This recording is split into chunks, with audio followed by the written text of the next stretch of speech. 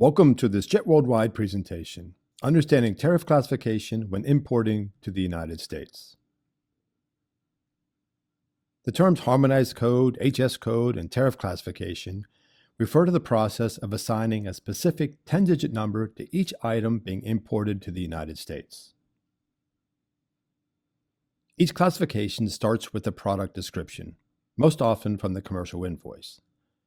The product's description cannot be too broad. Terms such as spare parts, sample, gift, fabric, furniture, electronics, etc. require a more detailed description. On the flip side are descriptions that are too specific without providing context. This is often the case when importing widgety, wonkety industrial parts that only an industrial specialist might understand. The Goldilocks description necessary for classification starts with a general description that can be broadly understood, along with the more specific or technical description that includes material components, where they are made, and how the products will be used. The U.S. Harmonized Tariff Schedule, or U.S. HTS, can be compared to a sort of encyclopedia with chapters, headings, subheadings, and footnotes.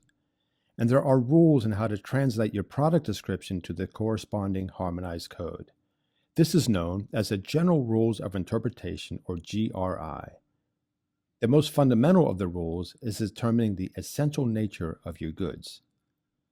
For example, a thin-filmed LCD display module falls under heading 8524, Flat Panel Display Modules. An air purifier falls under heading 8421, Centrifuge including filtering or purifying machinery, both clearly capturing the essential nature of the goods.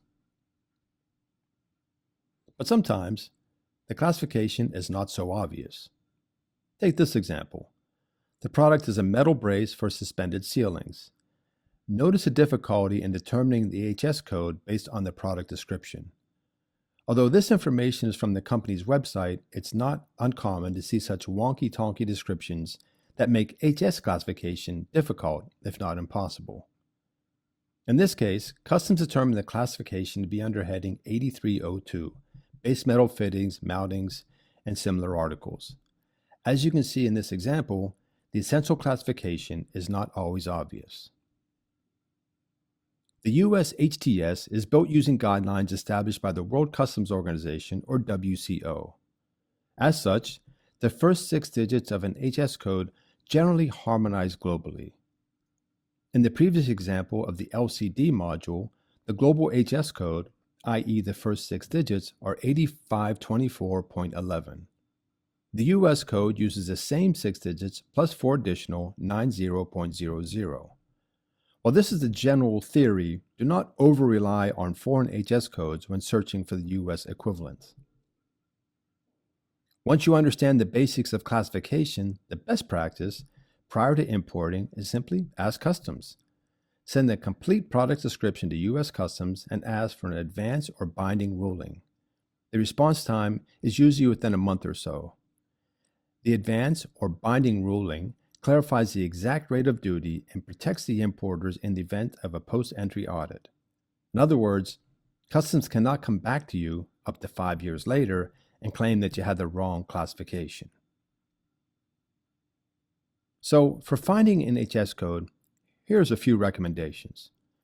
First, become aware of the fundamentals of classification using helpful resources such as our video tutorials and government resources. Ask the seller. If they already sell to U.S. customers, they're likely familiar with their product's HS codes.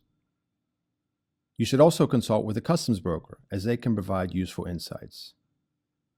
You might be tempted to try ChatGPT or other AI, but the initial reports, at least at this time, are not promising. Best of all, ask for a binding ruling from U.S. Customs. Keep in mind, it takes around a month. Note that tariff schedules update regularly, as much as several times a year. The best practice is to check the tariff schedule prior to each scheduled import. Please hit like if you found this presentation informative. Our team is available to provide rates and global project support. Jet Worldwide, connecting people, products, and businesses around the world for over 40 years.